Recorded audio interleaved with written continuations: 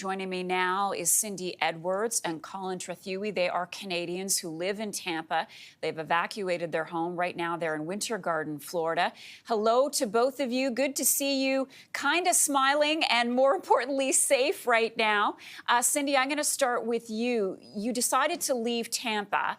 What was it that made you say, we got to get out of here? When the mayor says we won't be able to save you if you don't get out of certain zones, that was like very sobering for us. And we just thought, even though we're not in an evacuation zone, we're in D, we just thought we don't want to have to deal with this kind of potential flooding and wind and not having power for days. So we wanted to move inland. So we came toward Orlando, and we're actually staying with a Canadian friend. He's from Canada, and we're in Winter Garden. Colin, is this the first hurricane that you've gone through while living in Florida?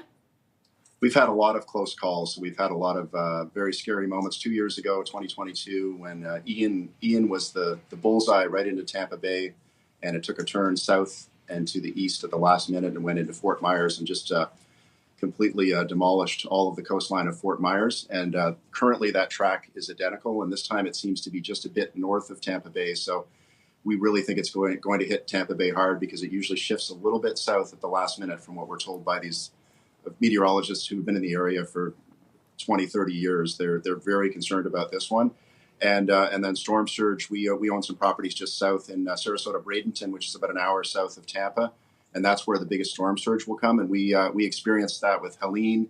3-4 feet of water does a whole lot of destruction. We were cleaning it up over the weekend, and now it's going to be worse. It's going to be maybe 10 to 15, depending on the track. Yeah. Just absolutely historic. Cyndi, what was it like when you hit the roads? Were they busy? We've been looking at long lines of traffic, people trying to escape Tampa. It was just chock-a-block. I went about between 20 and 30 miles an hour. It was supposed to take, on a regular day, it would be about an hour and 15 minutes. It took 4.5 hours to get to Winter Garden. So it's just crawling, but people were pretty respectful. They were using the shoulders to drive on, but I didn't see too many crazies on the way. It was just everybody knows that we're in it together, and we're just trying to survive. Absolutely. Colin, does this storm feel different? That's what we seem to be hearing from so many Floridians right now. There's something about Milton that just is more eerie, maybe, than other storms that have been forecast over the past couple of years. Yeah, definitely. I've heard some meteorologists call it the perfect storm. They call it impressive, and then say, I don't mean that in a good way. It's just the formation is perfect compared to past storms, and the consensus spaghetti models are now really zoning in on Tampa Bay to the point where we feel like this probably will be a direct hit, or very, very close. And one of the forecasters said that it's the equivalent of, if you're actually in that main wind field, it's the equivalent of a 5 to 7 mile wide tornado. If you've experienced one of those horrible tornadoes that happened throughout Ontario and other parts of Canada, it was that wall of that power of wind, but over a 5 to 7 mile range, and then the storm surge after that. So yeah, it definitely feels different.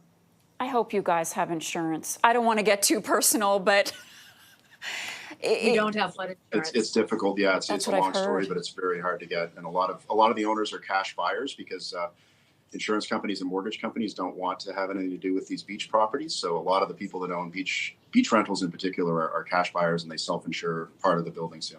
Well, we're going to stay in touch with you. As I've said many times throughout the broadcast this morning, so many Canadians live there, own property there, have great memories of vacations down in Florida. So this one really hits close to home. Cyndi Edwards and Colin Trethewey, they are Canadians, but they're Tampa residents. We'll continue to stay in touch with you. In the meantime, please stay safe. Thank you so much. Thanks for having us. Take care.